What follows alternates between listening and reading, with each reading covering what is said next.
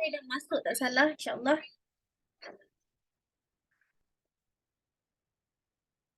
Ustazah, Astagfirullahaladzim. Assalamualaikum Ustazah. Ya, Waalaikumsalam. Ya, Kak Salma. Ya, Okey. Ya, nah, kita nak mula nah.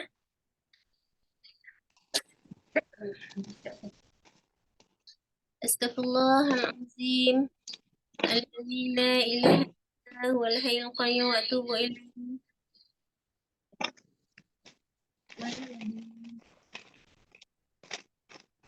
Astaghfirullahaladzim. Alladzi la ilaha illa huwal hayyul qayyum wa atubu ilaihi. Allahul الذي لا إله إلا هو الحي القيوم وأتوب إليه. اللهم افتح علينا حكمتك وانشر علينا من خزائن رحمتك يا أرحم الراحمين. رب اشرح لي صدري ويسر لي أمري واحلل عقدة من لساني يفقه قولي. لا حول ولا قوة إلا بالله العلي العظيم. لا إله إلا أنت سبحانك إني كنت من الظالمين. Alhamdulillah. Assalamualaikum warahmatullahi wabarakatuh. Pada para jemaah yang hadir pada malam ini, yang insya-Allah akan menyambung kembali akan syarah kitab Munajat Al-Ghazali yang akan disampaikan sebentar lagi dengan Ustazah Hairani Hanim kita.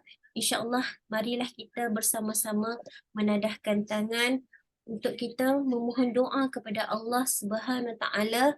Insya-Allah berkat dengan bulan Sya'ban, mudahan Allah buka lagi ruang minda kita, fikiran kita untuk kita dapat sama-sama mempelajari akan ilmu bab solat ini. Ilmu bab solat ni bukannya boleh dengar sekali sahaja terus kita faham, tapi mengambil masa juga untuk kita memahami akan setiap baik-baik yang kita nak faham dalam bab solat ni. No? Baiklah, marilah kita menadahkan tangan untuk kita baca doa sama-sama. Boleh Kak No? Bismillahirrahmanirrahim.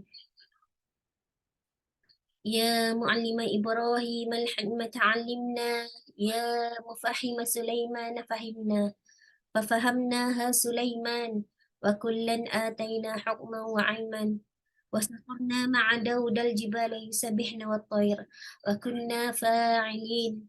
يا رب سليمان، ويا رب إبراهيم، ويا رب موسى وعيسى، ويا رب محمد صلى الله عليه وسلم، أخرجنا من ظلمات الجهل والنسيان برحمتك يا أرحم الراحمين. اللهم زدنا علما وارزقنا فهما برحمتك يا أرحم الراحمين. اللهم نورنا بنور علمك وأبعدنا النسيان برحمتك يا أرحم الراحمين. اللهم ارزقنا فهم النبيين وحفظ المرسلين برحمتك يا أرحم الراحمين. والحمد لله رب العالمين. ولله الأسماء الحسنى فادعوه بها وذروا الذين يلحدون في أسمائه سيجزون ما كانوا يعملون. لا إله إلا الله. اللهم يا عفو يا غفار يا قدوس يا جليل يا نور يا هادي يا حق يا فاتح يا بارئ يا حافظ يا مهيمن يا عليم يا حكيم يا رشيد يا ذا الجلال والإكرام. إن الله وملائكته يصلون على النبي يا أيها الذين آمنوا صلوا عليه وسلموا تسليما. اللهم صل على سيدنا محمد الفاتح لما أغلق والخاتم لما سبق والناصر الحق بالحق والهادي إلى صراطك المستقيم وعلى آله وصحبه حق قدره ومقداره العظيم. اللهم صل صلاة كاملة وسلم سلاما تاما على سيدنا محمد تنحل به العقد وتنفرج به الكرب وتقضى به الهوائج وتنال به الرغائب وحسن الخواتيم ويستسقى الغمام بوجه كريم وعلى آله وصحبه في كل لمحة ونفس بعدد كل معلوم لك. Amin amin ya rabbal alamin. Ya Allah, di dalam perhimpunan kami ini ya Allah, mudahkanlah kami dalam menuntut ilmu ini ya Allah, walaupun kami berada di dalam papan layar setiap telefon, laptop masing-masing ya Allah. Ya Allah ya Tuhan kami juga diuji dengan kesulitan masa ya Allah dalam menuntut ilmu ini. Namun insya Allah ya Allah segala ujian itu letakkan hati kami untuk terus bersama istiqomah mendalami ilmu tentang bab solat. Berkatilah guru kami yang mengajarkan kami tentang bab solat. Begitu juga dengan para jemaah yang hadir, ya Allah. Kau hadirkanlah cahaya ilmu kepada mereka keseluruhannya. Mudah-mudahan mereka juga dipermudahkan Allah Ta'ala untuk menuntut ilmu dan sentiasa ingat apa yang diajar oleh guru, insyaAllah. Amin, amin, ya Rabbal Alamin. Alhamdulillah, syukur semuanya dapat hadir dan berada di platform Zoom kita. Dan Alhamdulillah, sebelum itu insyaAllah pertamanya sekali kita menyantuni pengerusi Hawa Mukhlisin kita, Hajah Rafidah Zakaria. Sebenarnya beliau pun sibuk juga alami macam-macam tekanan juga dengan anak nak kahwin lagi, macam-macam ujian yang hadir. Namun insyaAllah kita doakanlah agar penyelaras kita, pengerusi Hawa Mukhlisin ni pun memudahkan Allah Ta'ala untuk majlis perkahwinan anaknya nanti.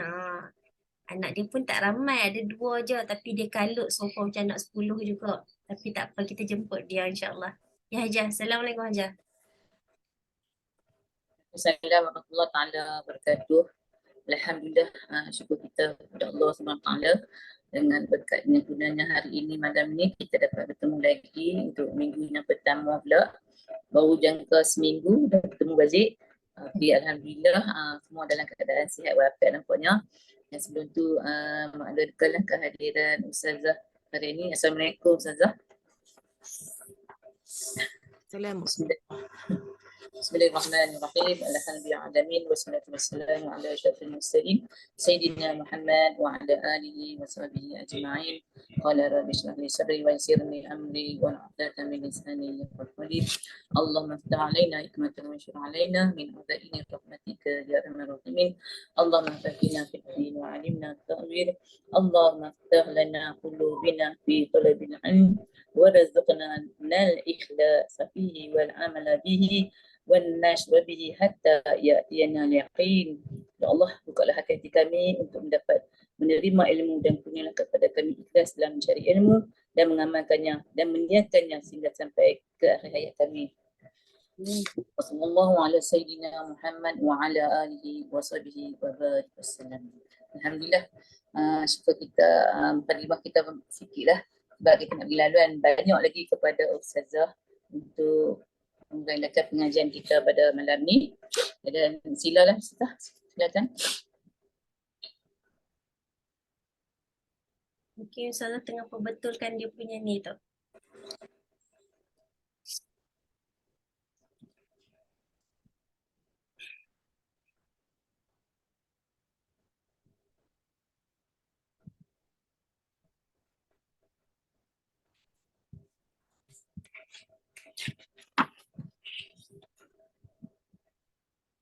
Sementara kita menanti Ustazah onkan mic. Maklum, sihat? Kak Salmia. Alhamdulillah. Sihat, Alhamdulillah. InsyaAllah. Sekarang ni boleh dah? Okey, insyaAllah, insyaAllah. Okey. Tafadhal masyarakat. Bismillahirrahmanirrahim. Allahumma salli ala Sayyidina Muhammad. Kita mulakan pengajian kita. Ila khadratin Nabi Mustafa Rasulullah sallallahu alaihi wasallam syai'un lillahi lakumul Fatihah.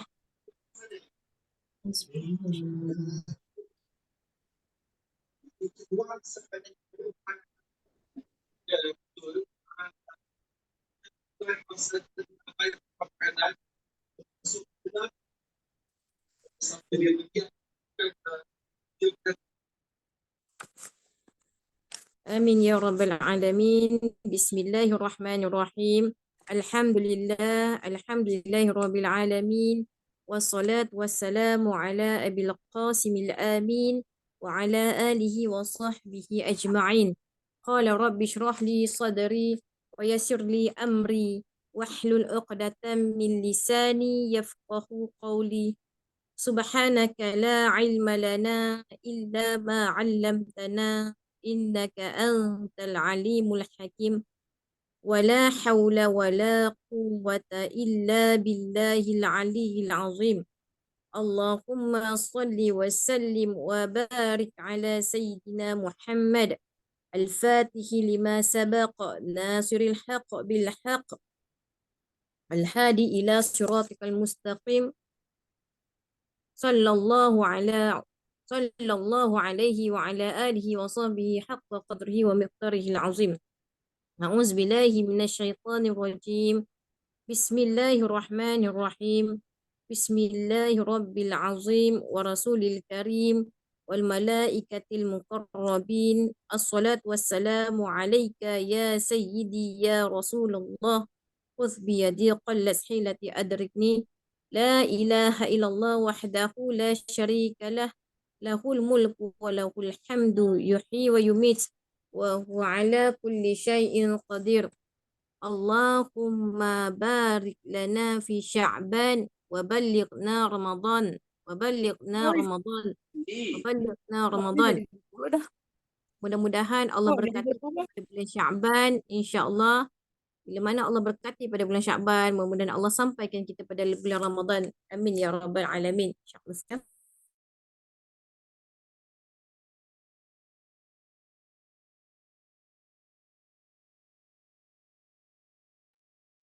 Ya, alhamdulillah.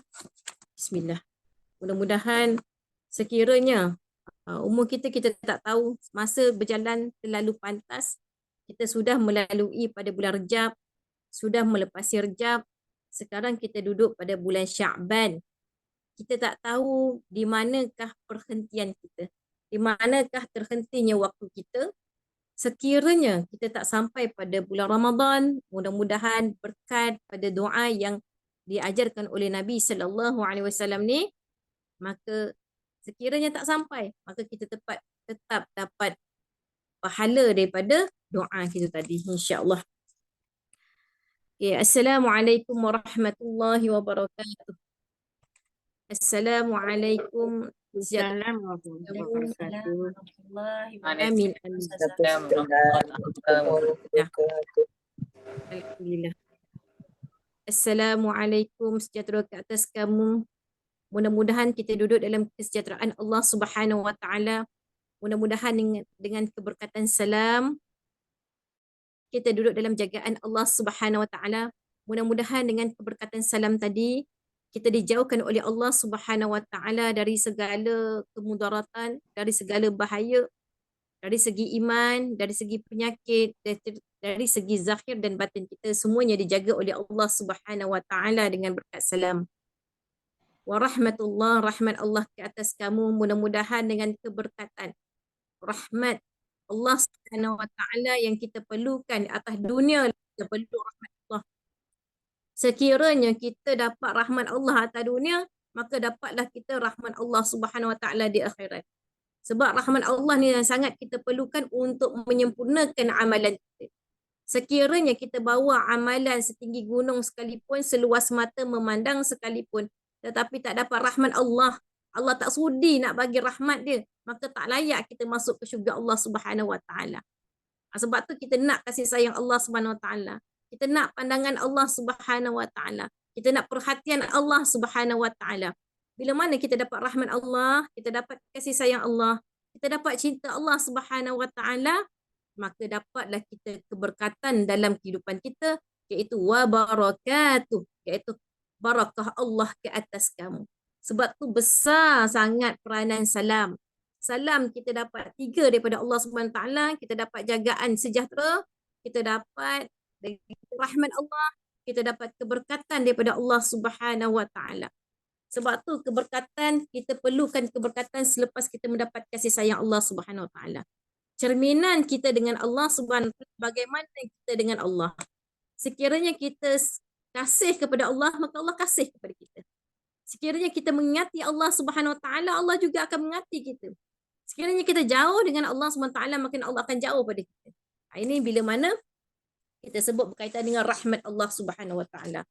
Sebab tu kita nak Allah pandang diri kita. Kita bila mana kita nak Allah pandang kita, kita kena tengok hati kita ni, dalam hati kita ni, di manakah ruang Allah Subhanahu Wa Taala dalam diri kita. Adakah dunia ataupun makhluk, ataupun dalam hati kita hanya Allah Subhanahu Wa Taala. Bila mana kita ada Allah dalam hati kita, maka langkah kita akan tukuh, langkah kita akan yakin, langkah kita akan penuh dengan tawakal dan bergantung kita kepada Allah Subhanahu Wa Taala. Maka dari sisi makhluk, maka makhluk tak ada apa pada kita. Dari segi dunia, dunia tak ada apa bagi kita. Sebab tu kita kena perlu mengimbangkan yang berkaitan dengan kehendak dan keperluan. Apa dia kehendak? Saya tak nampak pakai kacamata ni.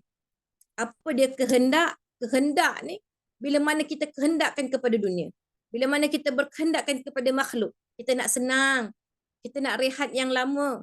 Kita nak nanti-nanti, buat kebaikan nanti. Sebab kita takut bila mana kita sebut nanti, datang kebaikan, kita kata nanti, yakinlah bahawa, sedarlah bahawa kematian kita tiada nantinya. Sebab tu bila lintas buat kebaikan, cepat-cepatlah buat kebaikan. Sebab tu datang, di situlah tanda rahmat Allah Subhanahu Wa Taala kepada kita. Di situlah tanda ingatan Allah Subhanahu Wa Taala kepada kita. Sebab tu bila mana kita nak kepada rahmat Allah, kita nak berkat Allah, kita nak keselamatan pada Allah SWT, dia ada pada salam. Yang mana salam ni ada kat mana? Salam ni ada pada solat kita. Sekiranya solat kita tak ada salam, maka tak sah sembahyang. Bila tak sah sembahyang, bila Allah tolak solat kita, maka tertolak juga amalan-amalan yang lain. Salam ni.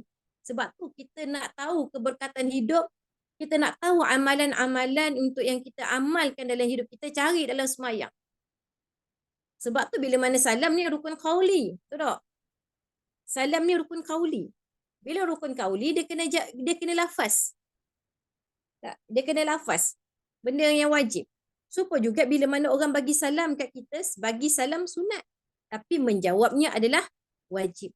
Bila mana sebut berkaitan dengan rukun qauli, maka kita kena lafaz. Katakanlah bila mana dalam kuliah di masjid dan sebagainya. Tak? Bila mana ustaz bagi salam, Assalamualaikum warahmatullahi wabarakatuh. Kita kadang-kadang angguk je. Kita kadang-kadang senyap je. Kadang-kadang kita jawab dalam hati. Sebenarnya wajib untuk kita lafaz pada perkataan salam tu tadi. Wajib kita jawab salam tu dengan lafaz. Waalaikumsalam warahmatullahi wabarakatuh. Dan 3 doa ni kita akan dapat daripada Allah Subhanahu Wa Taala dan diaminkan oleh para malaikat. Hebat peranan salam. Kenapa hebat kaitan dengan salam? Sebab salam tak ada pada orang lain. Salam ada pada umat Islam. Itu kemuliaan kita yang Allah angkat kedudukan kita melalui salam. Bila mana kita kata, sebab tu dalam asma Allah ada ya salam. Seperti mana minggu lepas saya sebut. Banyak keberkatan di mana kita sebut salam. Banyak khasiat dia, hikmah dia, fadilat yang kita akan dapat berkaitan dengan salam. So, kenapa Allah angkat kemuliaan hambanya bila mana kita memberi salam? Sebab situ ada ukhuwah. Ukhuwah sangat penting. Sebab nak temu dengan Allah kena bawa hablum minan nas. Orang yang tidak ada akhlak, amalan dia tak akan mampu tolong dia. Sebab tu kita duduk atas dunia ni, kita sudah melalui, kita ada 5 alam. Kita ada 5 alam. Pertama, alam roh. Yang kedua, alam rahim. Yang ketiga, kita masuk kepada alam dunia. Kita sudah melepasi 3 alam. Dan tinggal 2 alam saja kita belum melepasi. Bila kita tak tahu. Tinggal 2 alam iaitu alam barzah dan alam akhirat. Allahu Akbar. Sebab tu kita nak temu dengan Allah, kena bawa bekalan hablum minallah dan hablum minan nas. Bila sebut hablum minan nas, dia banyak berkaitan dengan akhlak. Dia banyak berkaitan dengan adab. Sebab nak berkat hidup, ia bermula dengan adab. Tanpa adab, maka keberkatan kita akan hilang. Sekira ada ilmu, tetapi tidak ada akhlak, hilang keberkatan ilmu. Tak ada manfaat ilmu. Jadi bila mana ilmu itu tidak memberi manfaat pada kita, bila mana ilmu itu tidak gagal membentuk akhlak yang ada pada diri kita, bila mana ilmu itu susah nak cuci hati kita, maka di situlah ilmu itu tak mampu beri manfaat kepada kita. Ilmu itu tak akan mampu bawa kita sampai ke syurga Allah. Ilmu itu tak mampu menjadi saksi kita di akhirat nanti. Bila mana ilmu itu tak boleh memberi manfaat, maka dia tenggelamkan kita dalam, dia benamkan kita dalam neraka Allah Subhanahu Wa Taala wal a'yazu billah. Sebab tu bila mana kita nak ngaji, nak belajar, dia letak kepada hati kita. Sebab tu innamal a'malu binniyat. Kena niat tu kena jaga. Niat ni kena setiap hari. Setiap hari, bukan setiap hari satu hari esok lain. Setiap saat, setiap waktu. Kena bersihkan hati. Nak bersihkan hati, macam mana? Bersihkan hati, bila mana saya sebut 2 perkara jangan tinggal. Iaitu, bila kata 2 perkara jangan tinggal, yang lain buatlah. Kalau kita nak puasa sunat, kita nak solat sunat, kita nak sedekah, buatlah. Tapi 2 perkara ni jangan tinggal. 2 amalan ni jangan tinggal. Iaitu istighfar dan selawat. Bila mana datang perkara yang tak elok nak mari singgah ke hati kita, maka bila mana kita istighfar kepada Allah Subhanahu Wa Taala, maka dengan sendiri kita akan sebut inni akhafullah, sesungguhnya aku takut dengan Allah. Maka tertolaklah perasaan-perasaan yang buruk, sifat-sifat mazmumah, iaitu sifat-sifat tercela untuk lekat pada hati kita. Takut dia lekat hati kita, lama-lama hati kita jadi kerah. Hati kita gelap, susah untuk beramal. Jadi duduk dalam keadaan resah gelisah. Duduk dalam keadaan buruk sangka. Duduk dalam keadaan hasad. Yang ini yang menghalang kepada amalan kita untuk diangkat oleh Allah SWT. Yang dosa inilah akan menghalang untuk doa kita menjadi mustajab. Sebab tu bila mana dia orang kata, Ustazah, kalau kita solat ni, orang tu serupa je perangai dia. Maknanya, solat sampai jadi, sehingga solat tu boleh bentuk akhlak dia. Semayang. Jahat setara mana semayang. Sebab tu ia perlu dengan melalui pintu ilmu. Sebab tu dengan pintu ilmu baru kita faham tentang hukum. Untuk melalui hukum kena lalu pintu ilmu. Untuk melalui kepada sabar kena melalui pintu ilmu. Baru bila mana bentuk kepada sabar, baru pergi kepada istiqamah. Istiqamah bukan mudah muslimat. Bukan mudah. Buat baik boleh. Hari ni nak buat baik, hari ni nak puasa, hari ni nak sedekah. Boleh. Tapi untuk istiqamah, ia perlu hati yang bersih. Sebab hati kita ni tempat pandang Allah. Kalau hati kita kotor, Allah tak sudi nak pandang kita. Kalau hati kita kotor, Allah tak sudi nak pandang amalan kita. Kalau hati kita kotor, Allah tak sudi nak angkat doa kita. Allah tak sudi nak angkat hajat kita kepada Allah Subhanahu Wa Taala. Sebab tu kita semayang kita, yang bila mana kita kata rukun qalbi ni, dia masuk kepada khusyuk. Hadir hati kita kepada Allah Subhanahu Wa Taala. Bila mana takbiratul ihram tu kita angkat tangan tu, dah putus dah urusan dunia dah. Oh, payah kak. Payah, sungguh payah. Sebab nilai syurga tu mahal. Nak beli dengan solat pun susah.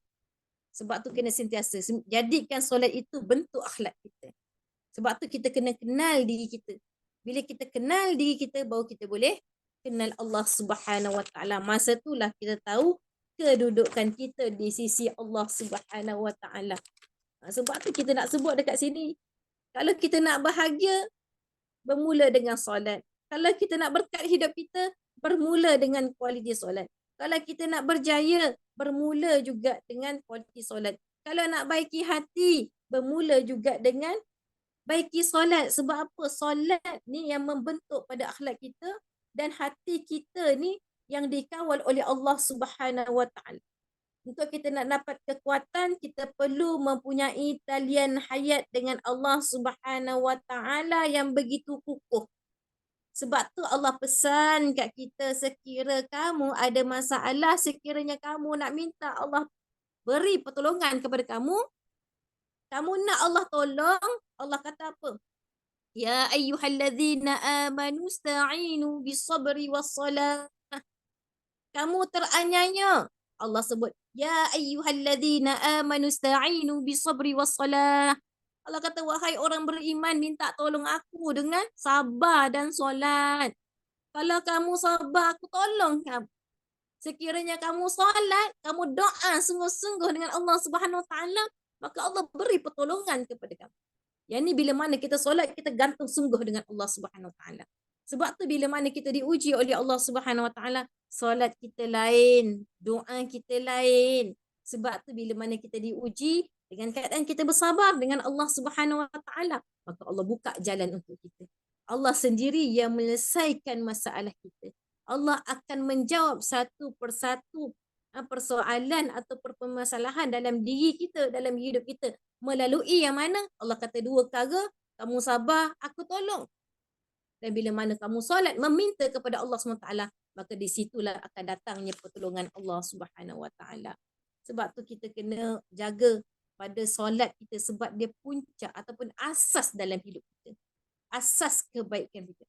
Asas membentuk dalam hidup kita. Nak berjaya, nak berkat, nak bahagia, nak tenang, nak dijaga oleh Allah SWT. Keturunan kita juga melalui dengan solat. Sebab tu kita belajar bab solat. Mudah-mudahan kita ngaji bab solat ni, tanda Allah terima pada amalan kita. Sebab tu amal-amalan yang lain, amal-amal soleh yang lain, ia tertumpu kepada solat. Solat Allah terimalah semua amalan yang lain. Solat kalau sekiranya Allah tolak, maka tolaklah pada amalan-amalan yang lain. Habis. Allah tak pandang langsung. Kita temu dengan Allah, bawa buku, bawa amalan solat. Contohlah, tebal ni, bawa. Allah buka. Allah belik. Tengok. Ada catatan. Tapi Allah tak terima. Semayang tu semayang. Tapi Allah tak terima. Bila Allah tak terima, Allah lempar atas muka kita nanti. Sebab tu, alhamdulillah. Sebab tu kita berkumpul kat sini. Sebab Allah kesian kat kita. Allah kesian kat kita sebab Allah tengok kita ni dosa banyak. Amalan tak banyak kita. Saya sebut kita, termasuk diri saya sendiri. Sebab tu Allah himpun kita kat sini. Sebab sifat Ar-Rahim Allah itu, sifat kasihan Allah itu terletak kepada kalimah Bismillahirrahmanirrahim. Masya Allah. Sebab itulah Allah masih lagi panjangkan umur kita untuk kita baiki amalan kita. Baiki hati kita. Tambah ilmu supaya menjadi pelengkap kepada amalan kita untuk kita temu dengan Allah Subhanahu Wa Taala. Sebab ilmu kita ni adalah hak Allah. Esok apa yang berkaitan dengan pinjaman, Allah akan tanya satu persatu. Allah tanya ilmu kamu dapat, kamu buat apa? Harta yang kamu dapat, kamu buat apa? Bermakna itu hak Allah. Mata yang kau dapat pada aku, kau buat apa? Telinga buat apa? Tangan buat apa? Kaki buat apa? Semuanya adalah hak Allah. Bila mana berkaitan dengan hak dia, dia akan tanya balik apa yang kita buat di dunia ini. Mudah-mudahan yang kita berkumpul pada hari ini akan menjadi saksi di akhirat nanti. Kurang mata kita akan bagi tahu, ya Allah, si fulanah ni, Kak Iyah, contoh nama Kak Iyah ni bersengkang mata duduk dalam kuliah ngantuk, nak tutup mata pun gagah lagi nak duduk dalam kuliah. Mudah-mudahan inilah jadi saksi kita. Mudah-mudahan dengan saksi inilah maka adanya rahmat Allah Subhanahu Wa Taala. Bila ada rahmat Allah maka sempurna pada amalan yang lain. Sebab tu bila mana kita sebut amalan, 2 perkara kena ada, iaitu khauf dan roja'. Khauf, mudah-mudahan, khauf ni takut Allah tak terima amalan kita. Kena ada perasaan tu. Kita solat, habis solat, dia ada 2 perkara dalam diri kita. Kita buat amal soleh, kena ada 2 perkara dalam diri kita, iaitu khauf, takut Allah tak terima amalan kita. Roja', mengharap Allah terima pada amalan kita. Bila kita ada 2 perkara ni, mudah-mudahan Allah terimalah amalan kita. Sebab dengan sifat Ar-Rahman dan Ar-Rahim Allah itulah Allah terima pada amalan. Sebab dia tengok kepada kesungguhan pada hamba dia. Okey, kita tengok kepada muka surat 96 yang berkaitan dengan solat sunat musafir. Sebab kita biasa musafir. Kalau kita sebut dekat sini, mukhlisin, hawa mukhlisin ni, dia rajin jalan. Dia rajin jalan. Jelajah, jaulah kan. Jejak ulama. Saya tengoklah, banyak saya nampak. Alhamdulillah. Tapi bila sebut, bila mana musafir, kat sini ada solat musafir. Kenapa sunat-sunat ni, ada satu perkara bila mana orang tu boleh jaga perkara sunat seperti mana dia menjaga perkara fardu. Ni kita kena buat. Pilihlah mana-mana kat dalam kitab ni yang berkaitan dengan solat sunat, buatlah tapi pegang dengan sungguh-sungguh. Antaranya sekiranya kita bermusafir, maka disunatkan orang yang hendak musafir sembahyang sunat musafir 2 rakaat sebelum bertolak. Bukan buat sembahyang jamak. Jangan buat sembahyang jamak dulu. Ni takut kalut pergi sembahyang jamak dulu. Tak sah lah sebab dia tak keluar lagi pada mukim dia. Syarat nak buat solat jamak, ia kena keluar pada mukim. Tapi ni buat solat sunat musafir. Buat solat sunat musafir. Cara dia macam mana? Niat dia macam mana? Usalli sunnatas safari raka'ataini lillahi ta'ala.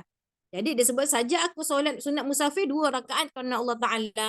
Dok mana niat tu? Dok masa kita angkat takbiratul ihram. Tak. Kita angkat tangan tu masa kita lafaz Allahu Akbar. Allahu Akbar masa tu masuk terus pada niat kita. Sebab tu hidup kita kena ada niat. Dalam semayang ada niat, luar semayang pun kena jaga niat. Bukan dalam semayang ya kita kena jaga niat. Luar semayang tak jaga niat pun tak apa. Luar pada semayang pun kena jaga niat kita. Mari dok lintas niat tak baik, cepat-cepat istighfar kepada Allah Subhanahu Wa Taala. Takut nanti Allah sebut satu persatu. Seperti mana dalam Al-Quran Allah sebut apa? A'udzubillahi minasyaitonirrajim. Qul in takhfu ma fi sudurikum aw tubduhu ya'lamhu Allah wa ya'lamu ma fis samawati wa ma fil ardh wallahu ala kulli syai'in qadir. Allah sebut apa? Katakanlah jika kamu sembunyikan apa yang ada di dada kamu atau kamu melahirkannya atau kamu menzahirkannya, nescaya Allah mengetahuinya. Allah mengetahui apa yang ada di langit dan di bumi. Allah Maha berkuasa pada setiap sesuatu. Maknanya hok dalam diri kita, dalam hati kita Allah tahu satu persatu. Takut nanti Allah sebut dekat akhirat nanti. Allah sebut apa niat kita, semua Allah akan sebut. Tak akan tertinggal pun dalam diri kita. Semuanya akan dibongkarkan di akhirat nanti, iaitu di padang mahsyar. Sebab tu kena jaga niat. Dekat luar pada semayang kita pun kena jaga niat. Sebab tu jalan penceritaan hidup kita bermula pada kualiti semayang. Bila mana kita jaga sungguh-sungguh semayang kita, maka Allah akan jaga kita pada luar pada semayang kita.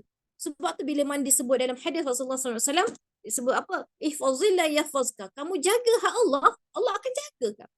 Langkah kamu, gerak hati kamu, bicara kamu, semuanya akan dipimpin oleh Allah Subhanahu Wa Taala. Yang penting hati kita kena jaga. Kita manusia biasa, kita bukan maksum. Sebab tu ada orang kata, alah Ustazah, kita bukan maksum. Macam Nabi mesti ada buat silap. Ya, kita bukan maksum. Tapi kita ada sifat taqwa.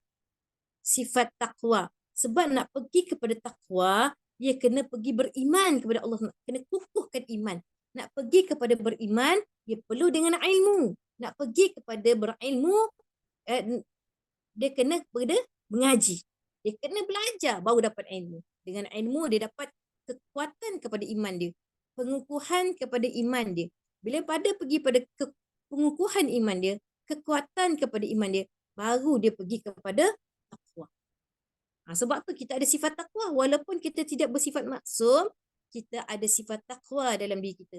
Bila sebut takwa, maka kita akan terlintas dalam diri kita, inni akhafullah. Ya Allah, sesungguhnya aku takut dengan Allah. Nak cerita buruk orang, inni akhafullah, semua aku takut dengan Allah. Nak lintas benda tak baik, rasa dengki, rasa hasad. Biasa kita manusia. Kita manusia takkan terlepas perasaan yang macam tu. Pandang negatif ke orang, nak tunjuk lah tu. Nak tunjuk hebat lah tu. Dalam hati nak sebut. Ataupun rasa kita ni baik pada orang lain. Takut. Bila kita rasa kita ni baik pada orang lain, takut Allah tolak amalan yang lain. Ni paling takut. Sebab bila rasa diri baik ni, dia tanam sifat riak. Dia tanam sifat ujub. Dia akan tanam sifat sombong. Seperti mana iblis dicampak ke alam dunia kerana diri dia rasa lebih baik pada Nabi Adam AS. Maka Allah laknat dia. Rasa diri baik, Allah laknat dia. Al'iyazubillah. Sebab tu diri kita ni, apa pun kita dapat, semua hak Allah. Ada pun ilmu itu hak Allah. Dalilnya apa? Bila mana kita mula pengajian dalam surah, dalam firman Allah SWT, Allah sebut apa? Subhanaka la ilma lana illa ma 'allamtana. Kita kata, ya Allah, Maha Suci Engkau, ya Allah, aku tak ada ilmu melainkan apa yang Kau ajar kepada. Sebab tu nak balik kita pasal berkaitan dengan perjalanan. musafir. Mudah-mudahan kita dijaga oleh Allah Subhanahu Wa Taala. Okey, sekiranya ada persoalan boleh masuk, tak apa, tak ada masalah. InsyaAllah saya cuba raikan. Kan? Okey, sunat musafir. Bila? Kalau kita dah keluar, kita buat solat musafir boleh tak? Boleh ke tidak? Boleh, masih lagi boleh kita nak buat solat musafir. Nama pun musafir, sepanjang perjalanan pun kita boleh buat. Tetapi lebih afdalnya bila mana masa kita nak bertolak. Tolak. Mudah-mudahan permulaan itu kita akan dijaga oleh Allah Subhanahu Wa Taala. Sebab tu setiap permulaan hidup kita akan bermula dengan solat. Apa dia? Bangun tidur, solat subuh. Penutup kepada hidup kita, penutup kepada waktu kita iaitu malam. Ditutup juga dengan solat iaitu solat isyak. Bila kita jadi jenazah nak pergi kepada alam barzah, kita akan tutup dengan solat jenazah. Semua dengan solat. Kita tidak akan terpisah dengan solat. Begitu juga berkaitan dengan solat musafir. Maka amalkanlah, dapat amal. Tanda ilmu itu memberi manfaat kepada kita. Kita dapat ilmu, kita amalkan. Okey. Kak Ustazah, kalau kita tak ingat nak baca bahasa Arab, tak apa. Bila niat ni, dia lintas je jadi niat. Tu kena jaga tu buat niat tu. Jaga buat niat tu. Lintas benda tak baik, tak baiklah kita akan dapat. Lintas benda baik, maka kebaikanlah kita akan dapat. Okey. Kemudian yang ke-10, sunat qudum. Sunat qudum.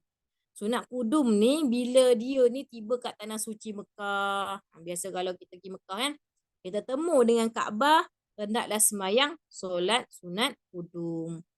Tiba je kita solat sunat qudum, maksud 2 rakaat. Okey. Macam mana dia punya niat dia? Niat dia usolli sunnatal qudumi raka'ataini lillahi ta'ala. Saja aku semayang solat sunat qudum 2 rakaat kerana Allah Ta'ala. Angkat tangan tu nak solat qudum dah jadi. Angkat tangan tu nak buat solat qudum jadi. Jangan bila kita angkat tangan tu masuk dah niat. Bila kita lafaz untuk persediaan kepada niat. Masa lafaz tu usolli sunnatal qudumi raka'ataini lillahi ta'ala, itu kita letak kepada persediaan lafaz, persediaan kepada niat. Nak standby, kita nak tally, kita nak masukkan pada niat kita bermula kita lafaz. Okey, kemudian berkaitan solat sunat qudum, solat sunat musafir, dia tidak ada waktu. Kalau malam-malam lah, kalau sampai malam, mayanglah malam. Seperti musafir, nak bertolak waktu malam, malam lah waktu dia. Kalau sekiranya perjalanan kita pagi, pagilah waktu dia. Dia tak serupa macam yang ada waktu. Apa yang ada waktu? Solat sunat tahajud, dia ada waktu dia. Solat sunat duha, dia ada waktu dia. Solat sunat witir, dia ada waktu dia. Tapi kalau solat sunat musafir, dia tidak ada waktu.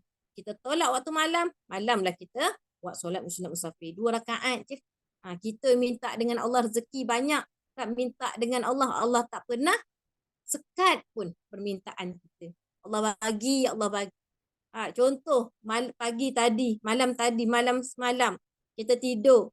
Kita tak minta dengan Allah nak bangun. Tak minta pun, ya Allah, panjang umur aku, ya Allah. Tak minta pun, ya Allah, hidupkan aku esok pagi, ya Allah. Tak minta pun. Tak minta pun, ya Allah, bagi aku rezeki, bagi aku sihat. Tak minta. Tapi Allah bagi. Tak minta, Allah bagi. Bila mana kita nak buat amal, selalu kita berkira-kira dengan Allah Subhanahu Wa Taala. Jangan berkira. Ingat, terlintas nak buat kebaikan, buat. Terlintas nak buat kebaikan, buat. Kita tak tahu di mana terhentinya waktu kita. Mana tahu masa nak bermusafir, kita buat solat sunat musafir, di situlah terhentinya waktu kita. Di situlah perhentian kita yang terakhir, kita tak tahu. Mudah-mudahan pengakhiran itu adalah pengakhiran yang sangat baik. Okey, kita dah cerita pasal solat sunat qudum. Kemudian kita pergi pada sunat-sunat taubat. Dan begitu juga solat sunat taubat, dia tidak ada waktu. Kita boleh buat solat sunat taubat waktu siang, waktu pagi. Kita boleh buat pada waktu malam. Jadi bila mana seorang tu bertaubat, hendaklah semayang sunat taubat 2 rakaat. Taubat ni bukan kita rasa aku berdosa, sentiasa. Sebab kita tak terlepas dengan dosa. Takut kita rasa tak ada dosa tu, takut tu. Aku tak ada dosa. Hati saya bersih. Jangan sebut macam tu. Saya ni mulut yang jahat, hati baik. Jangan sebut macam tu. Sebab bila mana kita kata mulut jahat, hati baik, ni tak ada istilah. Dia mula pada hati, dia akan pergi pada perbuatan, seperti mana hadis Rasulullah sallallahu alaihi wasallam sebut, innamal a'malu binniyat. Setiap amalan itu bermula dengan niat. Takut-takut nanti kita tinggalkan dunia 10 tahun lah orang kita keburukan kita, wal'iyazubillah. Maka di situlah mengalirnya dosa-dosa kita, sepertinya air hujan, air sungai yang mengalir tanpa henti. Dapat saham dosa kita, menangis kita dekat alam barzakh. Allahu Akbar. Sebab tu kena jaga bab mulut, bab lidah. Esok ni akan menjadi saksi kita dekat akhirat nanti. Maka bila mana sebut berkaitan dengan solat taubat, semayang sentiasa. Jangan rasa dosa. Jangan ada sifat rasa macam tu. Kita ni termasuk diri saya, kita adalah pendosa tanpa noktah. Celik mata mesti buat dosa. Celik mata mesti ada tersalah cakap. Mesti ada tersasul. Mesti ada lintasan-lintasan yang tak baik pada diri kita. Mesti ada. Sebab tu kita bukan malaikat. Malaikat sifatnya sami'na wa ata'na. Kami dengar dan kami taat. Tapi mungkin kita ada buat dosa. Dosa melewatkan solat. Dosa dengan keadaan tidak khusyuk. Tidak khusyuk dan dosa dengan lalai dalam solat. Lalai dalam doa. Sebab tu orang bila mana kita nak Allah angkat doa kita, nak Allah makbul doa kita, bermula dengan solat yang khusyuk, akan pergi memberi kesan kepada doa yang khusyuk. Solat yang lalai akan membawa kepada doa yang lalai. Sebab tu Allah tolak doa kita. Allah tak pandang pada doa kita. Sebab apa? Kita hadap Allah, kita bercakap dengan Allah, tapi hati kita ada makhluk. Di hati kita ada dunia. Nak cerita bab dunia ni, fikir tak habis. Nak kejar dunia ni tak habis. Yang habis ni kita, umur kita habis dulu. Yang habis ni kita, bukan dunia ni tak habis. Sebab tu bila kita solat, putuskan urusan dunia kita. Allah susah. Ya, bukan mudah. Termasuk diri saya, bukan mudah. Sebab tu bila mana kita niat, ya Allah, kau terimalah hajatku, ya Allah. Bermula dengan solat kita lah untuk kita. Minta Allah angkat hajat-hajat kita. Minta Allah angkat doa-doa kita, bermula dengan khusyuk semayang kita. Usaha. Tak? Terutama berkaitan dengan rukun qauli. Banyak kena ganggu rukun qauli, banyak kena ganggu. Sebab tu syaitan tu dia iblis ni, syaitan ni dia cerdik. Bila masuk pada surah pilihan tak galit pula. Tak galit pula, maksudnya tak lalai pula. Dia masa baca Fatihah tu dia mari dia main kita. Sebab Fatihah tu rukun. Fatihah buat fardu. Dia boleh memberi kesan kepada semayang kita buat Fatihah ni. Sebab tu bila dia baca Fatihah tu, dia bawa pergi jalan, pergi bawa Langkawi, pergi bawa pergi Johor, pergi bawa rata. Sebab tu kena jaga buat surah Fatihah. Sebab tu rukun. Buat rukun kena jaga. Sebab tu nak ajar diri kita untuk khusyuk. Khusyuk pada buat rukun qauli tu. Khusyuk buat rukun qauli, kemudian lamakan sedikit pada rukun panjang. Lamakan sedikit pada rukun panjang. Allah akan bantu kita untuk khusyuk dalam solat kita. Dan bila mana kita solat, kena ada sifat khauf dan raja. Seperti mana saya sebut. Takut Allah tak terima amalan kita. Harap Allah mengharap Allah menerima pada amalan kita. Ini berkaitan dengan taubat.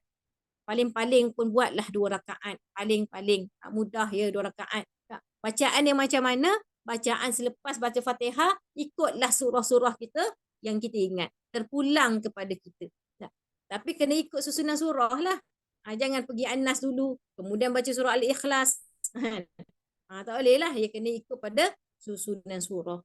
Terpulang kepada kita. Tak ada masalah. Dia tidak terikat mana-mana surah.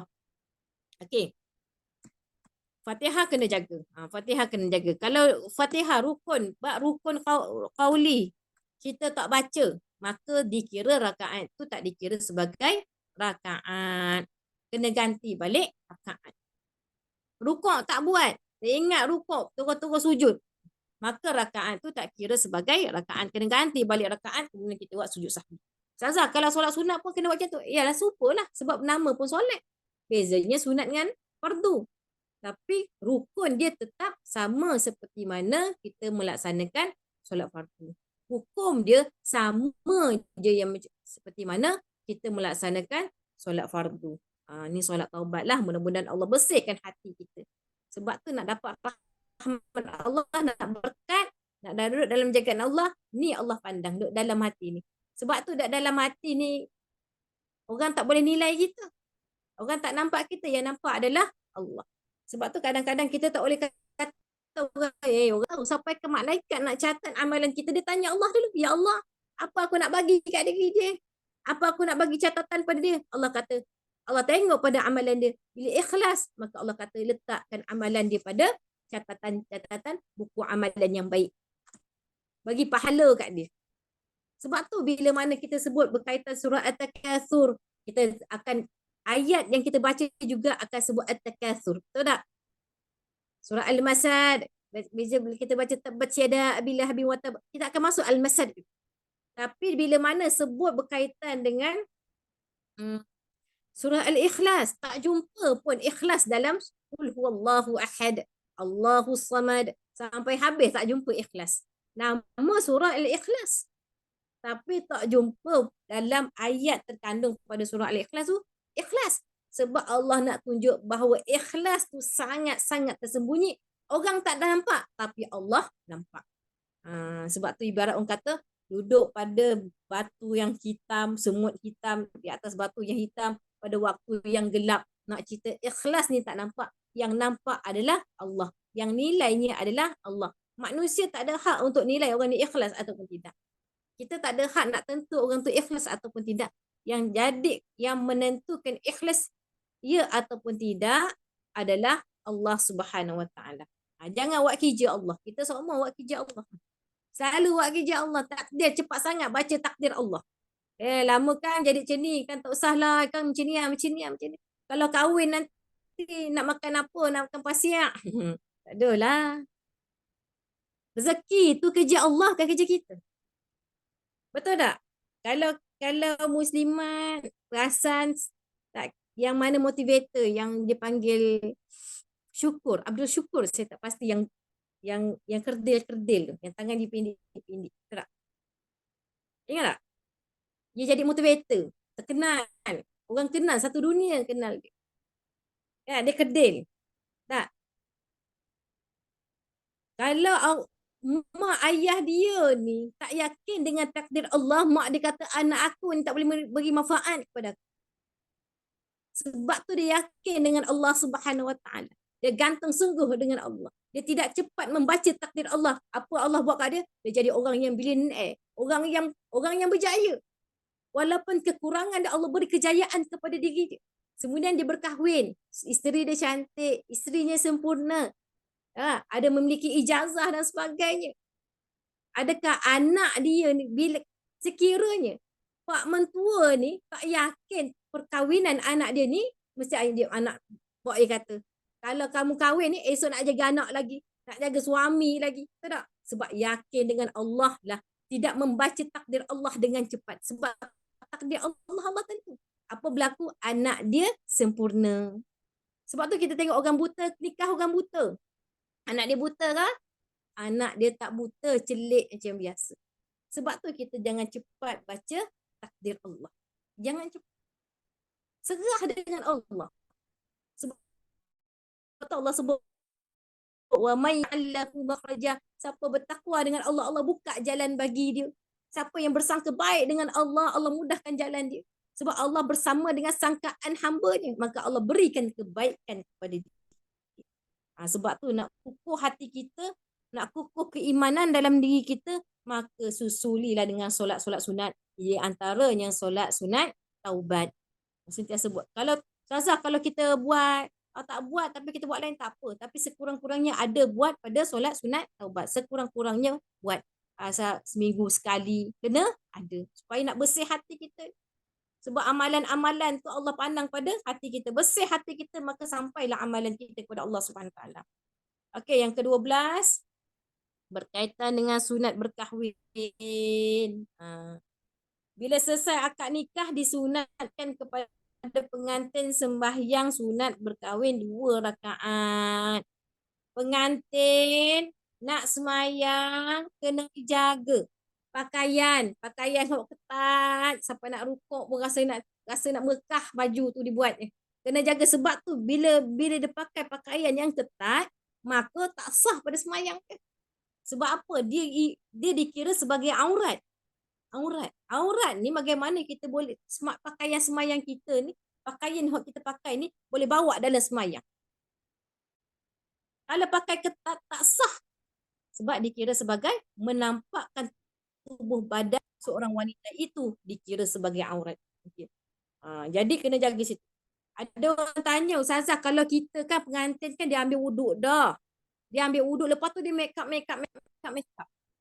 Boleh tak dia bawa semayang? Boleh, selagi bahan yang digunakan tu tidak mengandungi unsur-unsur najis. Boleh, tak ada masalah. Sebab dia dah pergi dekat pada wuduk. Yang tak bolehnya, dia make up tapi dia tak tanggal make up dia dengan sempurna, lepas tu baru dia ambil semayang. Tak boleh lah, sebab air wuduk tu tak sampai kepada kulit. Jadi macam mana nak semayang solat sunat berkahwin? Okay. Niat dia usolli sunnatal arusi. Arusi rakaatain ni lillahi ta'ala. Ustazah tak ingat baca je saja. Aku semayang solat sunat berkahwin. Allahu Akbar. Masa niat tu lah. Jangan sebut Allahu Akbar saja aku semayang. Tak boleh lagi tu. Ia masuk pada hati kita. Niat tu duduk dalam hati. Ia bukan pada lafaz. Ia kepada hati kita. Kok kat sini kok ada anak dara ke? Tengok ada muda remaja depan ni. Kok ada yang solo ke? Boleh lah. Angkat nikah, buat solat sunat berkahwin. Dalam kuliah saya, kalau kat masjid, saya bawa solat sunat berkahwin, saya kata kat sini ada single ke? Ramailah yang angkat tangan, umur 60 kan, berpisah, yang kematian suami, yang jadi solo single kan. Angkat tangan. Nanti saya kata kok ada jodoh balik tu, jangan lupalah buat solat sunat berkahwin. Tahulah Ustazah tak care orang nak kita. Ya gitu. Okey, orang nak kita, umur kita 80 dah, 70. Kita tak tahu takdir Allah ni. Kita tak usah dah. Kita nak tok laki kita sore tu je. Kita sebut wa makaru wa makarallahu wallahu khairul makirin. Kita merancang, Allah juga merancang. Sebaik-baik perancangan Allah Taala. Orang suka. Tak apalah, kita hafalah niat ni. Kok ada jodoh, nikah pula nikah pula. Buat solat sunat berkahwin. Jangan duk lorat saya. Kelantan kata lorat tu duk kalut sangat lah. Maksud dia lorat tu kalut. Jangan duk kalut sangat lah kan. Angkat nikah tu nak dapat keberkatan Allah Subhanahu Wa Taala, makalah buatlah solat sunat berkahwin. Angkat nikah tu buat semayang 2 rakaat. Ni yang duk buat dalam tangan upacara membatalkan air sembahyang. Mana boleh? Mana ada buat majlis upacara dalam Islam, tak ada upacara batal semayang. Batal air semayang tak ada. Lagu mana nak sarung cincin? Sarung cincin nak. Pakailah sarung tangan. Ustazah tak ada. Saya ngajar dekat kuliah saya di Kelantan. Tak ada Ustazah nak pakai sarung tangan tak ada dah, nak sarung lalu. Tak apalah dia sarung kat cincin kita, ambil lah semayang tak semayang. Kan? Susah apanya. Jangan sebut upacara, tak boleh sebut. Perkataan upacara ni tak boleh sebut. Upacara batal air semayang tak boleh. Sebab dia sebaikkan dengan ibadah. Berkaitan dengan ibadah, buat upacara buat batal ibadah tak boleh. Hukum dia tak boleh. Bila tak boleh, dosa lah. Upacara, dia tak ada perkataan upacara. Nak sarung-sarung lah. Nak sarung cincin. Jangan sebut perkataan upacara batal air semayang. Bukan cara kita. Bukan budaya Islam. Sarung-sarung lah. Sarung cincin, nak salam. Nak pengantin lelaki nak salam. Pengantin perempuan nak salam pada pengantin lelaki. Tak ada masalah. Tapi jangan sebut perkataan upacara. Dia tak elok perkataan tu. Seolah-olah macam budaya agama lain. Macam Hindu kan dia ada upacara-upacara dia. Kita tak ada. Salam-salam lah macam biasa. Jangan sebut perkataan upacara. Okey, selesai bab solat sunat berkahwin. Kau ada nak tanya? Solat sunat kahwin. Kat sini ada single. Tengok remaja belaka, umur nampak umur sweet 20. Sweet 21 pun ada kat sini kan. Okey, beres kat situ. Berkaitan dengan solat sunat berkahwin, kita masuk kepada sunat perhentian. Okey. Apa beza musafir dengan perhentian? Kita tengok kat sini. Bila seseorang tu musafir, kemudian dia berhenti sesuatu tempat. Dia berhenti-berhentilah. Nak R&R. Kadang-kadang nak berhenti, nak pergi apa? Pergi tandas. Contoh. Kemudian disunatkan solat sunat 2 rakaat sebagai sunat perhentian musafir. Tapi kita tengok pada keadaan. Kita kalau naik bas, ramai-ramai, orang nak cepat, kita buat solat sunat. Dia tak sesuai lah. Tengok pada kesesuaian. Lama kena tinggal kan. Kita duk solat sunat. Ambil semayang lagi duk. Nak pergi tandas beratur dah. Pergi tandas beratur dah. Lepas tu ambil semayang pula. Lepas tu kita orang perempuan dia pakai kain semayang lagi. Nak ampar pada sejadah lagi. Tengok-tengok keluar musola kena tinggal dengan bah. Tengok pada kesesuaian. Saya ni pengalaman saya lah ada program armalah. Kalau di Kelantan armalah ni dipanggil ibu tunggal. Kita tak panggil dia janda, kita panggil armalah. Armalah ni dalam bahasa Arab lah. Sebab kita nak muliakan kedudukan dia. Jadi adalah program pergi Melaka. Jadi ni seorang armalah ni program ni, makcik kakak ni dia pergi tak tahulah dia buat apa dalam bilik air ke, dia semayang ke, Wallahualam. Tiba-tiba kena tinggal bas. Bila kita masuk highway, dia jadi one way dah. Dia bukan jalan biasa boleh corner, boleh U-turn, tak ada. Jadi bila dia kena tinggal, tak boleh nak buat apalah. Lepas tu, nak buat macam mana? Terpaksa telefon bomba. Naiklah kereta bomba. Allah, dia kata malu nak sebutnya kan. Tiba-tiba mari bomba angkut dia seorang. Dah rasa malu.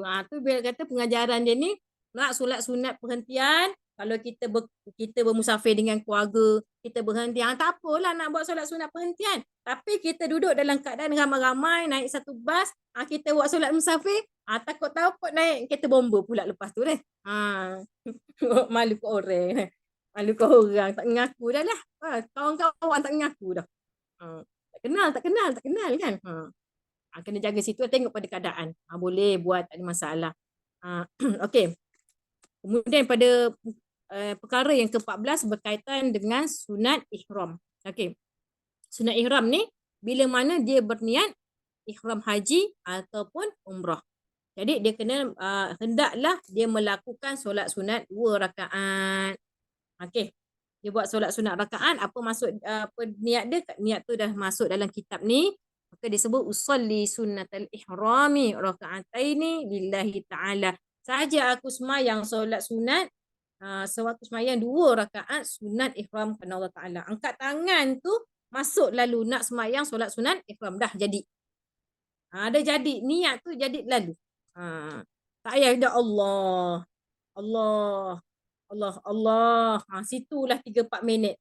Bila angkat tangan tu, masuk terus kepada niat kita. Okey. Kemudian dia pergi kepada solat sunat tawaf. Sunat semayang 2 rakaat bila mana selesai mengerjakan tawaf. Macam biasalah. Bacaan dia macam mana? Bacaan dia terpulang kepada kita mengikut kesesuaian kepada kita. Mengikut kepada kemudahan kepada kita. Okey. Usolli sunnata tawafi raka'ataini lillahi ta'ala. Ataupun kita angkat saja aku nak semayang solat sunat tawaf.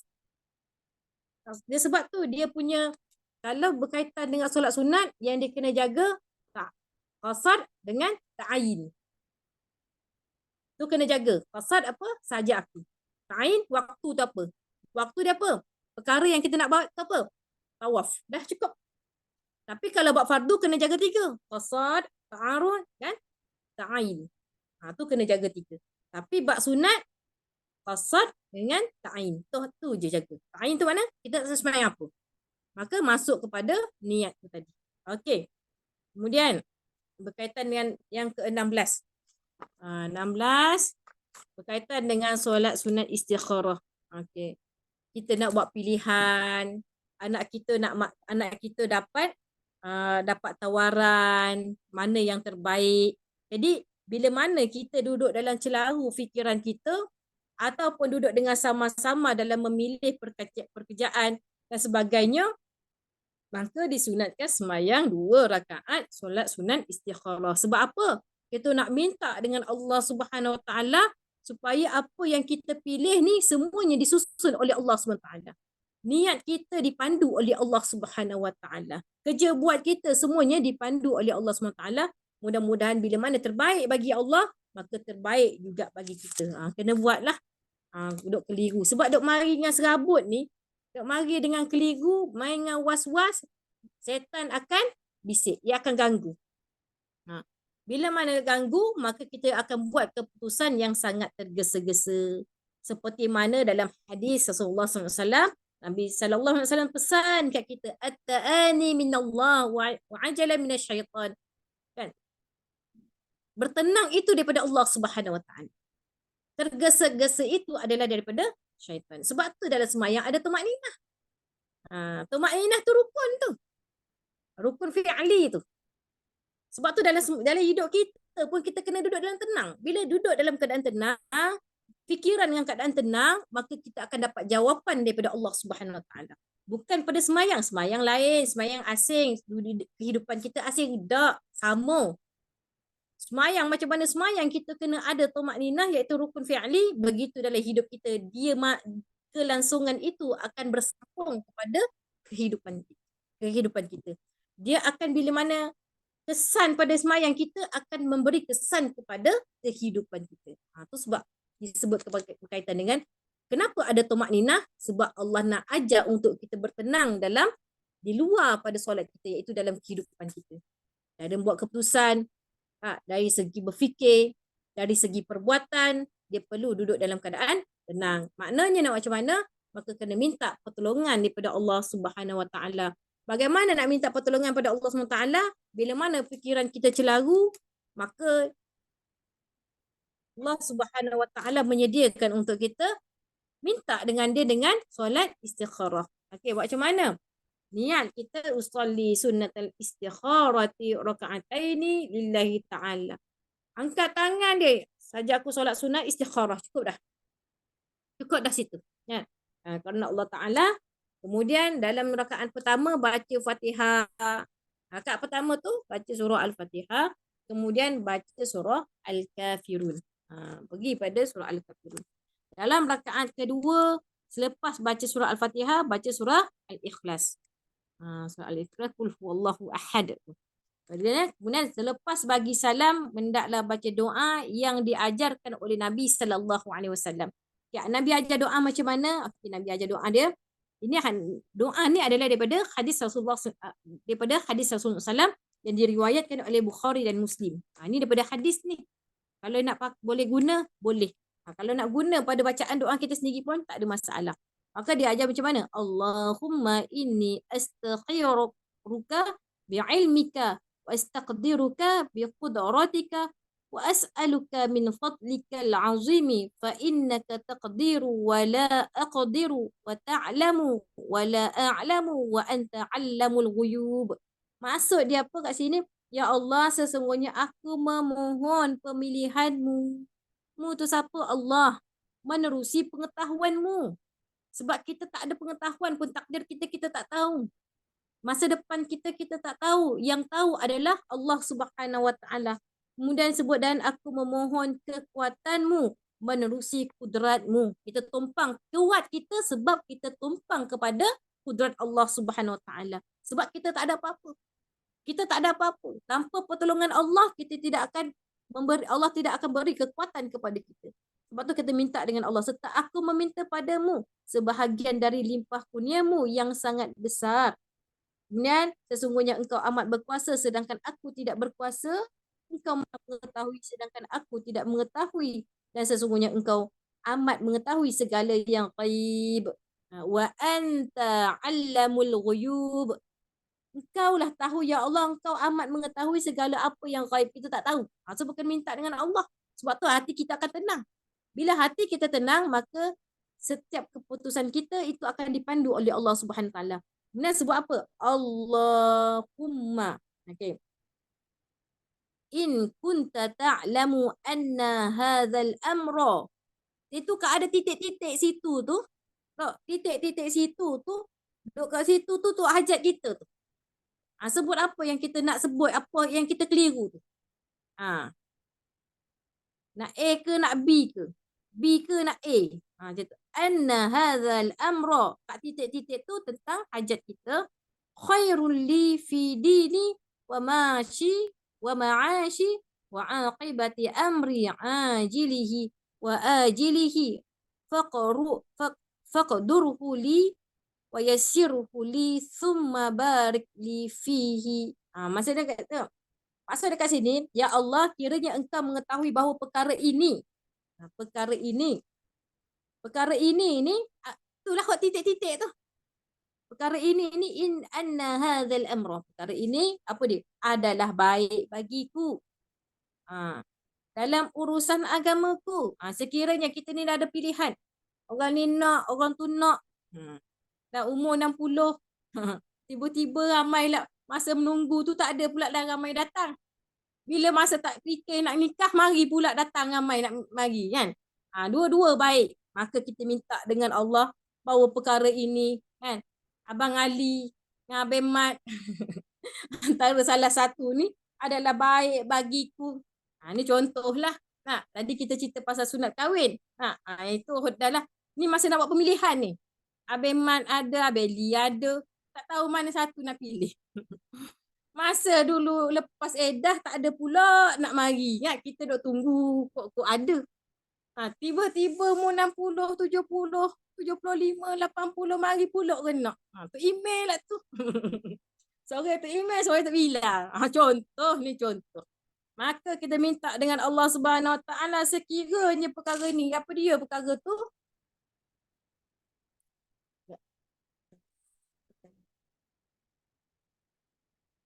Sekira perkara ni adalah baik bagiku dalam urusan agamaku, juga dalam urusan hidupku. Serta natijah pada urusanku. Natijah tu apa? Kesan pada urusan kita. Kini akan datang, maka tetapkanlah ia bagiku. Dan permudahkanlah ia untukku. Serta berkatilah daku kepadanya. Sebab kita nak pilih orang dengan agama dia. Kalau ada agama dia, maka selamatlah dalam kehidupan kita. Maka berkatlah pada hidup kita. Kiranya engkau mengetahui bahawa perkara ini. Ni dia sebut kat sini mana? Wa in kunta ta'lamu anna hadzal amra. Yang ni, perkara ini ni. Yang ada titik-titik ni. Dan kiranya engkau mengetahui bahawa perkara ini. Yang ini ni. Duduk sini ni. Tak type, tulis. Abeli ke Abang Mak. Email ke tak bila. Contoh ni contoh. Contoh. Bahawa kalau dia ni memberi kesan tak buruk pada aku, ya Allah. Memberi bahawa kejahatan kepadaku. Dalam urusan agamaku. Dalam urusan hidupku. Dan natijah pada urusanku. Kesan pada urusanku. Kini dan akan datang. Minta dengan Allah. Maka elakkanlah ia dariku. Dan tetaplah kebaikan untukku bagaimana sepatutnya. Kemudian jadikanlah aku meredainya. Sebab tu dia kata sebut hajat. Bila mana sampai anna hadzal amra, sebut hajat. Anna hadzal amra, dia kena sebut hajat pada dua tempat tu tadi. Okey. Ustazah, kita tak ingat lah tengah-tengah doa tu tak ingat apa nak sebut. Contoh, tak ingat apa nak sebut. Bacalah doa, ya Allah, sekiranya dia terbaik untukku dalam urusanku, dalam agamaku, dalam kehidupanku, maka mudahkanlah aku untuk dia. Sekiranya dia buruk, memberi keburukan kepadaku, memberi kemudaratan padaku dalam urusan hidupku, dalam urusan agamaku, maka kau jauhkanlah ia daripadaku. Doalah dalam Melayu, bahasa Melayu tak apa. Bahasa Melayu tak apa. Jadi, masa tu kita minta hajat. Bahasa Melayu pun boleh, Kalau dalam bahasa Arab pun boleh, tak ada masalah yang kaitan dengan solat istikharah. Doa ni mudah-mudahan menantu kita ni di dalam pilihan Allah Subhanahu Wa Taala. Nak buat keputusan celaru, nak buat keputusan selain daripada tu juga, maka kena minta pada Allah Subhanahu Wa Taala. Sebab tu Allah sebut apa? Ya ayyuhallazina amanu sta'inu bisabri wassalah. Minta tolong aku dengan solat. Maka Allah bagi jalan pada kita, Allah bagi pertolongan untuk kita. Okey. Kita pergi kepada solat hajat. Okey, apa beza istikharah, apa itu hajat? Hajat apa yang kita nak? Apa yang kita nak? Apa kita minta dengan Allah SWT? Yang ini kita minta pertolongan dalam pilihan. Bila mana kita duduk dalam celaru, kita minta pilihan pada Allah SWT. Tetapi hajat ni kita minta apa yang kita nak pada Allah SWT. Bila kita nak kepada sesuatu, disunatkan semayang sunat hajat 2 rakaat. Okey, baca dia macam mana? Usolli sunnatal hajati raka'ataini lillahi ta'ala. Saja aku semayang sunat hajat 2 rakaat kerana Allah Ta'ala. Jadi dalam rakaat pertama baca surah Fatihah. Surah Al-Fatihah, kemudian baca surah Al-Kafirun. Mudah. Ya, mudah. Dalam rakaat kedua, lepas baca surah Al-Fatihah, baca surah Al-Ikhlas, lepas bagi salam dibaca doa. Bacalah doa lepas bagi salam tu, baca doa. Alhamdulillahi hamdan yuwafi ni'amahu wa yukafi'u mazidah. Ya Rabbana lakal hamdu kama yanbaghi li jalali wajhika wa azimi sultanik. Maksud puji itu bagi Allah. Maha puji bagi Allah. Alhamdulillah, segala puji bagi Allah. Pujaan yang menyempurnakan nikmatnya dan menjaminkan tambahannya. Wahai Tuhan kami, pujian itu bagi Engkau sebagaimana yang selayaknya kemuliaan wajah Engkau dan kebesaran kekuasaan Engkau. Kemudian baca selawat atas Nabi SAW macam mana tasyahud akhir. Sebab tu kita ni nak minta Allah kabulkan doa kita, sulamkan dengan selawat tu, sulam dengan hajat. Selawat tu sulam dengan hajat. Okey. Contoh, yang ini dia sebut kita baca doa selawat Ibrahimiyah. Selawat Ibrahimiyah ni ada pada tasyahud akhir. Surat akhir. Maknanya seafdal atau sebaik-baiknya kita bacalah selawat Ibrahimiyah. Okey. Allahumma salli ala Muhammad wa ala ali Muhammad kama sallaita ala Ibrahim wa ala ali Ibrahim wa barik ala Muhammad wa ala ali Muhammad kama barakta ala Ibrahim wa ala ali Ibrahim fil alamin innaka Hamidum Majid. Kemudian pohon hajat. Lepas pohon hajat, selawat balik wa sallallahu ala sayyidina Muhammad wa ala alihi wa sahbihi wasallam. Okey, nak cerita ni apa? Kita nak mustajab doa kita, sulam. Contoh, walaupun kita tak buat solat hajat sekalipun, tapi bila mana kita berdoa dalam semayang ataupun berdoa dalam di luar pada semayang, duduk dalam sendirian, sulamkan dengan selawat. Tu berkat tu. Sebab tu bila mana kita mulakan doa, kan? Alhamdulillah rabbil alamin wassalatu wassalamu ala asyrafil anbiya'i wal mursalin, kan? Kemudian akhir kali wa sallallahu ala sayyidina Muhammad, kita tutup. Maknanya kita nak berkat doa kita tu, kita baca ataupun kita baca Allahumma salli ala sayyidina Muhammad, sebut hajat, sebut doa. Kemudian tutup dengan selang dengan selawat Allahumma salli ala sayyidina Muhammad. Tu sebut hajat lagi. Sebut hajat. Lepas tu tutup balik, selang balik dengan selawat. Maknanya selangkan selawat. Selawat, berhajat, doa minta dengan Allah, kemudian selawat balik. Lepas tu minta dengan Allah, selawat balik. Lepas tu minta dengan Allah, selawat balik sampai habis kepada hajat kita. Lepas tu tutup balik dengan selawat. Seperti mana dalam solat hajat ni, maka dia anjurkan kita baca selawat tafrijah, selawat Ibrahimiyah. Andai kita nak baca selawat Jibril sekalipun ataupun selawat apa-apa sekalipun, tak ada masalah. Cumanya kalau kita nak Allah angkat berkat pada doa tu tadi, selang-selangkan. Selangkan dengan selawat. Sebab tu saya kata dalam hidup kita ni, apa pun amalan, buatlah amalan sebanyak-banyak, sedekah ke apa, 2 perkara jangan tinggal, istighfar dan selawat jangan tinggal. Istighfar, selawat jangan tinggal. Situlah Allah menjaga hati kita. Sebab tu siapa yang berselawat, siapa yang banyak berselawat, perkataannya bagaikan mutiara yang bertaburan. Kenapa perkataan dia bagaikan mutiara yang bertaburan? Sebab perkataannya, bicaranya, semuanya sudah dipimpin oleh Allah Subhanahu Wa Taala. Pendapatnya akan diterima ramai. Sebab kenapa pendapat diterima ramai? Sebab perkataan bicaranya sudah dipandu oleh Allah Subhanahu Wa Taala.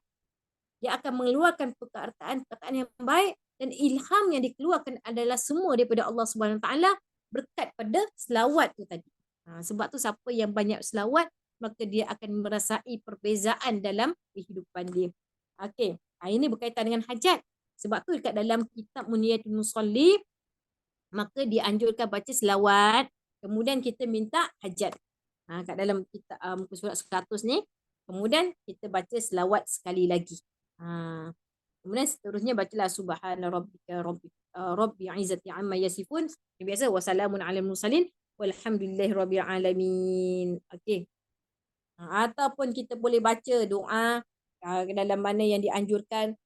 Kita baca bismillahirrahmanirrahim. La ilaha illa anta subhanaka inni kuntu minaz zalimin. Hasbunallahu wa ni'mal wakil. Kemudian kita baca inni massaniya dhurru wa anta arhamur rahimin wa ufawwidu amri ila Allah innallaha basiru bil ibad. Kemudian kita ya man ya dzikru syaraful dzakirin ya man ta'atuhu najatu ta'i'in wa ya man ra'fatuhu malja'ul alamin wa ya man la yakhfa alaihi naba'un irhamni birahmatika ya arhamar rahimin. Boleh. Tak ada masalah. Ini pilihan kita. Tak ada masalah. Ini panduan daripada susunan daripada ulama. Maka kita boleh jadi satu panduan. Ataupun kita nak guna untuk kita berselawat. Lepas kita berselawat, kemudian kita minta pada hajat. Kemudian kita tutup balik dengan selawat. Okey, insyaAllah. Kita berhenti setakat ni. Kita berhenti kepada solat sunat lah. Nanti kita pergi banyak lagi sebenarnya solat-solat sunat ni. Sampailah kepada solat tahajud, solat sunat mutlak dan sebagainya. Kita berhenti sini dulu. Saya beri laluan lah untuk sekiranya ada soalan. InsyaAllah sekadar mampu saya menjawab. Sekiranya kita tadi tak mampu menjawab, insyaAllah saya akan balas pada WhatsApp melalui Ustazah Lin.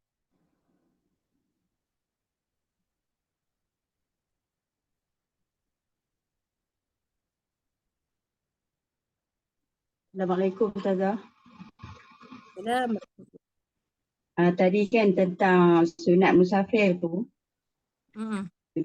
Jadi dia musafir ni, dia kira kilo dia tu, yang dikira musafir tu, kira kilo dia tu jauh mana?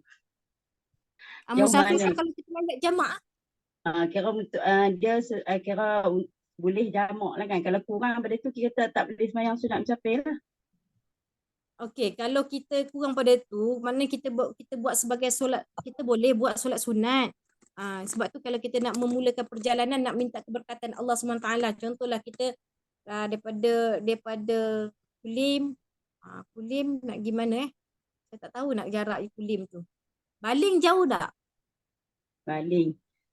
Kira kalau sekarang ni, mereka kata kan, 81 kilo tu dah boleh kita rasa jamak lah kan. Tapi kalau kita kurang pada tu, pada jalan kita tu, nak boleh lah sunat. Tak boleh lah. Cumanya kita boleh gantikan kepada solat sunat duha, ya, ataupun solat sunat hajat. Mudah-mudahan perjalanan kita diberkati oleh Allah SWT. Boleh, tak ada masalah. Ya. Terima kasih Ustazah. Sama-sama. Biasa kalau dalam program saya ni, bila kita sampai solat tasbih, saya akan buat solat tasbih lah. Solat tasbih, maknanya minggu depan tu buat solat tasbih. Kita tak boleh buat gini. Saya jadi imam kat dalam ni sebab kat tubuh. Tak ada sah lah. Jadi kalau dalam kuliah-kuliah lain, dalam kuliah masjid saya lah. Dalam kuliah-kuliah masjid secara bersemuka, dalam setiap bulan tu wajib kita buat solat tasbih. Sebab solat hajat ni kita boleh buat sendiri, solat taubat boleh buat sendiri. Tapi solat tasbih susah nak buat sendiri. Sebab keseluruhan dia adalah 300 tasbih. Yang berkaitan tasbih, tapi kita tak masuk lagi solat sunat tasbih. Nanti boleh buat sendirilah. Okay, sekiranya contoh kita buat solat sunat duha, tiba-tiba suami kita panggil, wajib kita menyahut panggilan dia. Ada dok sebut dengan saya, Ustazah, saya ni buatlah solat sunat tasbih. Tiba dekat rakaat akhir tu dia panggil. Masa nak marah. Masa tak buat solat tasbih tak panggil. Masa kita buat solat tasbih nak akhir baru dia panggil. Maka saya kata kena jawab pada panggilan. Dapat tak pahala? Ya, kita dapat juga pahala bagian solat sunat tadi. Kita dapat juga pahala daripada kita jawab pada panggilan dia, sebab berkaitan dengan sunat kena wajib nyaut. Melainkan dia nampak kita, maka dia kata tak apalah, semayang dulu, teruslah semayang, maka teruslah pada solat kita. Dia dah ternampak. Okey, maka dia tahu. Kalau dia tak nampak, dia panggil juga, kita kena menyaut. Tapi panas dalam hati tu. Dah panas dalam hati tu, penat dah solat tasbih. Subhanallah walhamdulillah kan, berbuih mulut kan. Sampai tersasul-sasul, sampai kira jari tu ulang-ulang kira nak cukup kan bilangan tu. Sebab dia kena cukup bilangan. 300 setiap rakaat tu 75 bilangan tasbih. Memang panas lah. Memang panas lah lepas tu. Tapi kena, sebab Allah bagi dah pahala untuk kita. Alhamdulillah. Macam tu lah. Okey. Ada lagi? Assalamualaikum Ustazah. Okey. Nak tanya, kalau misalnya kata niat, bila kita niat nak mula nak buat solat, tak kisahlah solat fardu ke solat sunat ke, kalau kita dah takbir, lepas tu kita senyap sekejap untuk kita niat dalam hati, lepas tu kita sambung dengan Allahu Akbar, boleh tak Ustazah? Dia gini. Niat kita ni terletak kepada takbiratul ihram. Kan kita belajar muqaranah kamaliyah. Kena ulang balik tu. Muqaranah kamaliyah, muqaranah urfiyah kan. Muka surat berapa? Muqaranah dia ada 3, muqaranah kamaliyah, muqaranah urfiyah dengan muqaranah tauzi'iyah. Maknanya nak sebut, bila mana kita angkat takbir, wajib masuk sekali bila mana takbiratul ihram. Sebab niat tu berada kepada takbiratul ihram kita. Takbiratul ihram bukan angkat tangan. Takbiratul ihram tu apabila lafaz Allahu Akbar. Jadinya tak perlulah kita kata usolli dalam hati nak sebut saja aku semayang, tak. Kita nak semayang apa? Katakanlah kita nak semayang maghrib. Allahu Akbar. Jadilah pada niat. Lintas tu jadi niat dah. Allahu Akbar, nak semayang maghrib ni. Angkat tangan tu nak semayang masjid, nak semayang maghrib. Angkat tangan tu nak semayang sunat, maka jadi kepada niat. Terus jadi niat. Supaya kata, saya ni, tahulah Ustazah, hari ni saya tak puasa. Apa tak puasa? Makin tak niat. Lepas tu bangun sahur tak? Bangun sahur. Makna niat dah nak puasa. Dah bangun sahur niat buat apa? Bangun sahur tu buat nak apa? Sebab tentulah dia bangun sahur, dia berniat untuk berpuasa pada esok hari. Tak nanti dia kena sebut. Tak nanti nafas. Tetapi niat tu masuk pada hati kita. Tak perlu diam. Allahu Akbar tu terus pada niat pada kita solat kita sunat ataupun fardu. Nak semayang, kita niatkan, ni semayang apa? Maghrib. Allahu Akbar. Jadi dah niat. Niat apa? Nak semayang maghrib. Lain lah. Kita tidurlah, punyalah lama. Punyalah tidur lama, tiba-tiba terbangun, semayang asar. Batal semayang sebab niat tu dah kepada salah kepada niat. Sebab niat merupakan rukun qalbi. Dia berkaitan dengan rukun 13 tu tadi. Niat. Sebab tu bila mana rukun qalbi tu dia masuk kepada niat, pada hati kita, lintas hati kita jadi kepada niat. Maksudnya Ustazah. Tahu silakan. Macam ni Ustazah nak tanya, kita boleh solat sunat ni, macam contoh solat sunat duha, kita boleh niat dua sekali dengan, boleh masuk sekali dengan hajat. Macam mana cara dia niat untuk dua dalam satu tu? Okey. Dia boleh kita sebut kita nak niat sekali dengan solat, katakanlah duha sekali dengan solat sunat wudu sekali dengan solat duha. Boleh. Cumanya Kalau ada satu pendapat disebut aulawiyat kita apa? Aula kita apa? Keutamaan kita nak apa? Katalah keutamaan kita nak kepada solat sunat wuduk, arti kita nak masuk juga kepada solat hajat. Maknanya masa angkat takbir tu kita lebih kepada solat sunat wuduk dan niat juga kepada solat hajat. Boleh. Cara macam mana masa niat tu lah. Masa angkat takbir tu dah. Saja aku solat sunat. Okey, kalau lafaz tu saja aku solat sunat hajat berserta wuduk. Bersolat saja aku solat sunat wuduk berserta hajat. Dah. Allah Ta'ala. Masa niat tu dalam hati tu lah. Masa lintas dalam hati tu, maka jadi kepada niat kita tadi. Sebab tu solat sunat boleh gabung. Yang tak boleh gabung, solat sunat berkaitan dengan fardu. Fardu tak boleh gabung. Fardu hanya boleh jamak saja. Dia tak boleh gabung. Rasa malas lah. Hari ni Isyak, semayang sekali contoh hari ni asar dengan zuhur, gabung lah. Aku semayang zuhur sekali, gabung dengan asar 4 rakaat sekali dah cukup. Tak ada, tak boleh macam tu.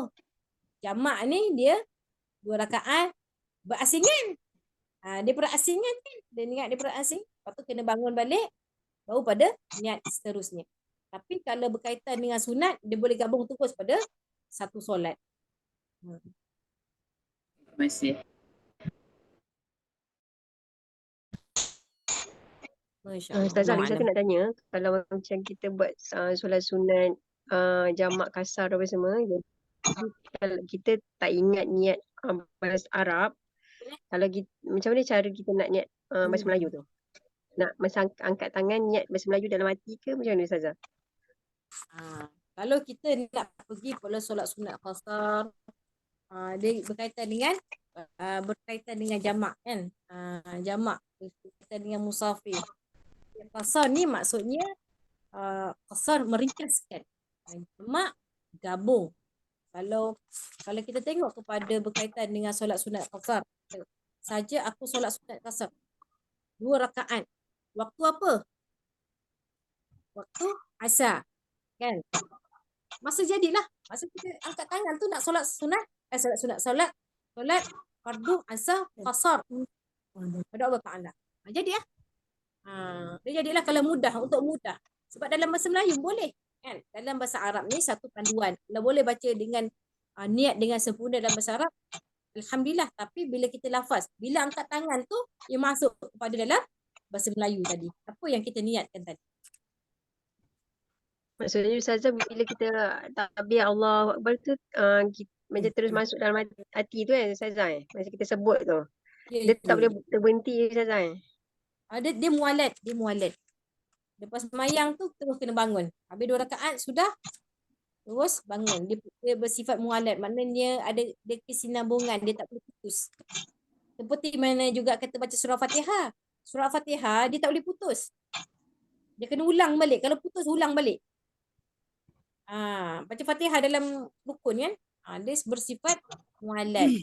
Ini mualat ni sambung. Seperti juga bila mana semayang, ambil wuduk. Kita ambil wuduk.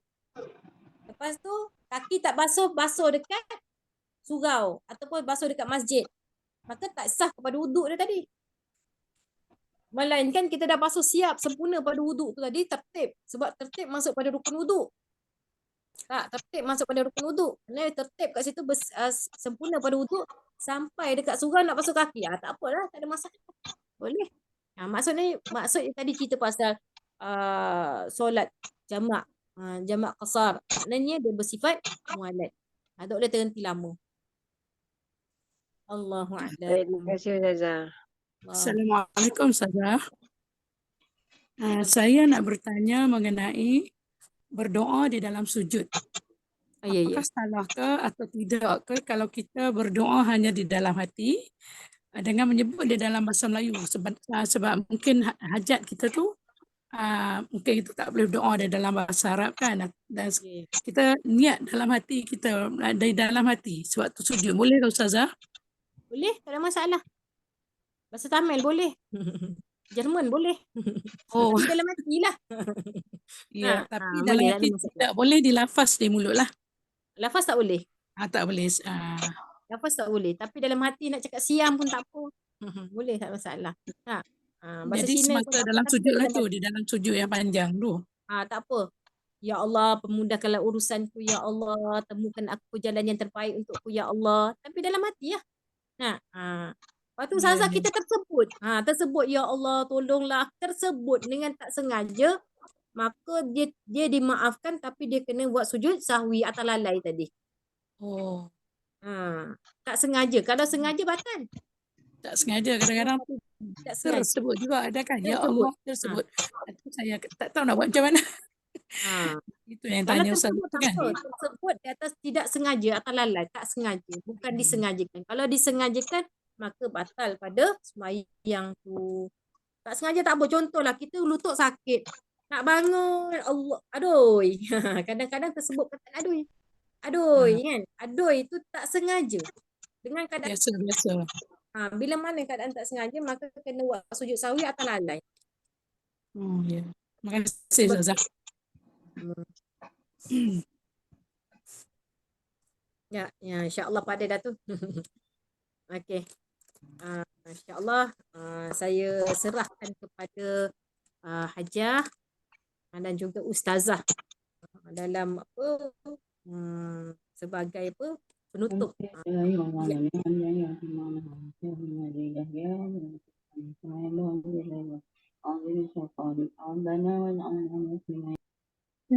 Silakan Ustazah.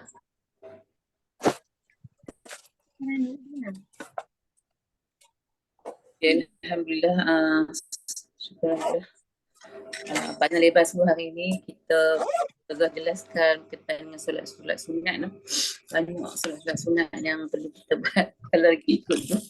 InsyaAllah Alhamdulillah lebih kurang kita dapatlah memahami sikit sebanyaklah. Tapi rasanya banyak solat-solat yang disebut tadi tu banyak dah diamalkan lah. InsyaAllah cuma kita nak betul je. Jadi saya rasa itu je. Terima kasih banyak dah Ustazah. Kerana ni ambil masa juga yang panjang juga, masuk ke 9 lebih ni, lebih dengan 10 lebih dah sekarang ni. Alhamdulillah, terima kasih Tahniah Ustazah. Dan saya rasa itu saja, saya serahkan balik doa penutup tu kepada Ustazah untuk menutupkan majlis. Silakan Ustazah.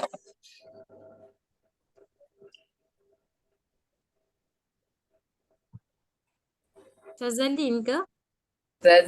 Ustazah sendirilah. Bismillahirrahmanirrahim. Alhamdulillahirabbil alamin wassalatu wassalamu ala asyrafil anbiya'i wal mursalin wa ala alihi wa sahbihi ajma'in. Allahumma iftah alaina futuhal arifina bi hikmatika wa anshur alaina min khazain rahmatika wa dhakkirna ma nasina wa 'allimna ma jahilna bi rahmatika ya arhamar rahimin. Wa sallallahu ala sayyidina Muhammadin wa ala alihi wa sahbihi wasallam. Walhamdulillahirabbil alamin. Amin ya rabbal alamin. Terima kasih Ustazah. Assalamualaikum. Ada dan sahabat semua. Assalamualaikum.